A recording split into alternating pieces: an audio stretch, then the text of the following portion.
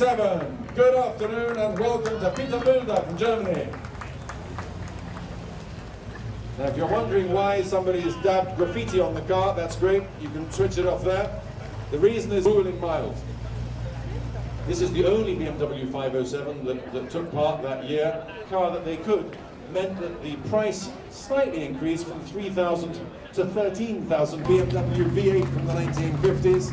Just seen, this is a car built with very much one market in mind, and that market, as the name suggests, was California. Perfect. In Paris, was sold at auction for a considerable amount of money, almost by US state. Ferrari is driven by people like Steve McQueen, James Coburn, and Brigitte. And it's GT man Fred Kritz with his wife Donna in the Rolls-Royce Silver Cloud 2 four-door convertible of 1961. For luxury but sporting cars at the same time, and they have one of the most beautiful collections of Rolls-Royces in Europe. And it looks like they have borrowed James Bond's car for the afternoon. In fact, more like you bought James Bond's car from him. Now, if you imagine James Bond on holiday, it's a handsome motor car. Thank you.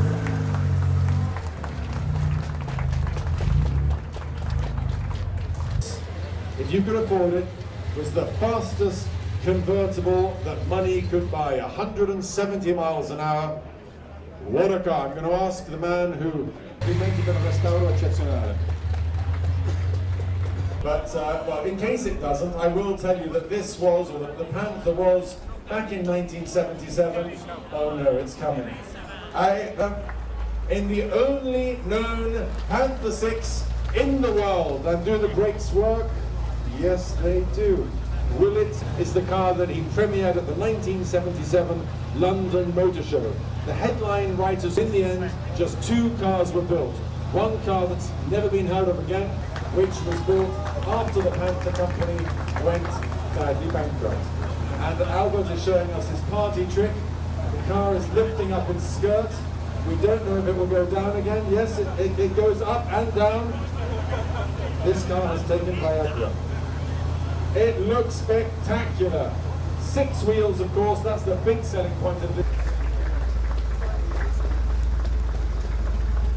Yes, this is the first time we've ever had a Camargue here at Villadesca, and for a year that we are focusing on the 1970s, what could be more appropriate?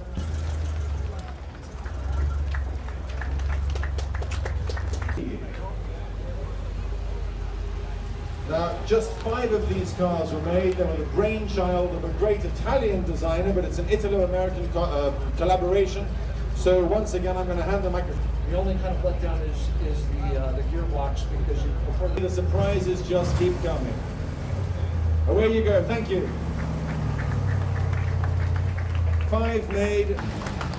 Graham Robertson and his wife, and I have to say, can I ask you and your wife, Graham, to step out of the car? Congratulations.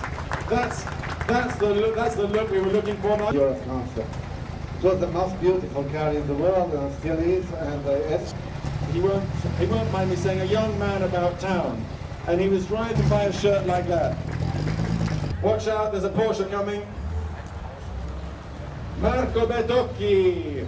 Prego Marco. Perfetto, grazie. Iconic model, that's interesting. That's a revolutionary award for a Porsche 911 Carrera. Interesting and significant award. Giallo Oriente is the name of this car. Although it, of course, looks much more yellow, it is actually known as Oriental, much more orange rather, Oriental Yellow. That's the official name of the color. It's from the 1970s. Marco Betocchi, grazie. E ciao, complimenti. Than the Miura which preceded. Not many cars can upstage a Miura, but this one perhaps can.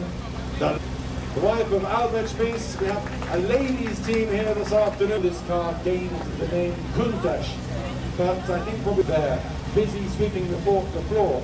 And when the meglio conservata, nel dopoguerra naturalmente, la macchina più importanti al mondo, e siamo onorati che ogni anno portano una macchina della loro collezione per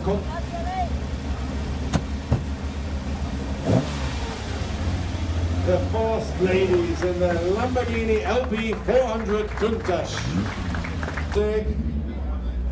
With one of only 3 BMW M1s ever to be liveried in factory black, and certainly the only one that's ever been designed by BMW. It was intended to be a car primarily for racing, Group 5 racing such as Le Mans.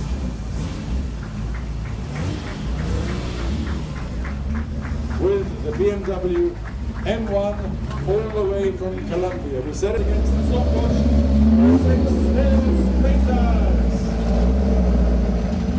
Strong ladder type chassis built to withstand the rigors of the Mille Miglia. And always the man to have around in a crisis.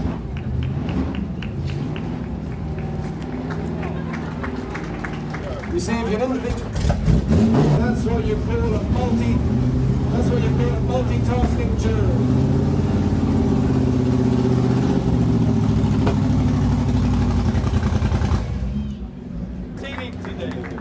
No singing today. Shall I count myself lucky, Egon? And is your son?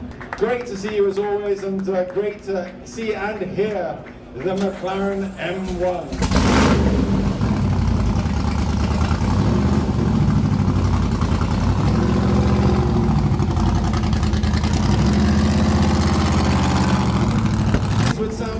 In comparison, but here it is. Stefano Harmonica back on music.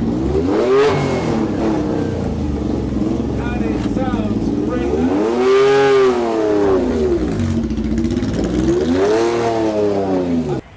The BMW 502 Cabriolet, and in the 502 Cabriolet, it's a family Saturday outing. Willem, hello again. Gabriella, hello once again.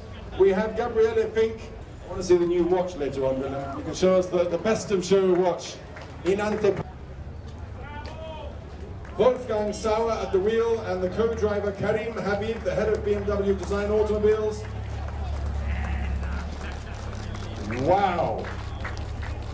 Your passenger here to tell us all about it. Karim, good afternoon. Welcome to beauty here. And what we thought about is to pay homage to the history that BMW has. And as you know, it has a pretty amazing history. The CSL homage il suo esordio mondiale qui oggi a Villa d'Este. Karim Habib, il designer al volante, out for a relaxed Saturday afternoon drive. Torsten, always good to see you.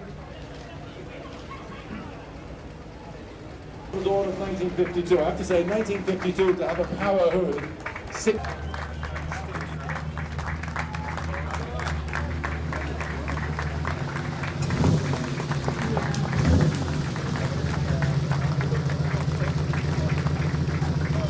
Congratulations! But did that come as a surprise, Clive?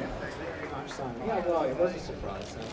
It's been my first time I've ever been to Villa d'Este, so it's been a hell of a Continue.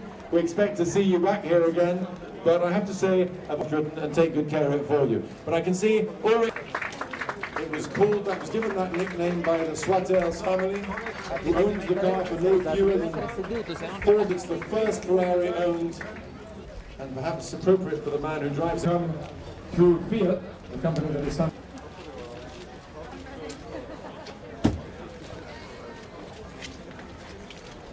To the winners, the rewards. Clive, if you think you're going to get a Remy standing there because he's hoping that you'll give up and sell it to him eventually.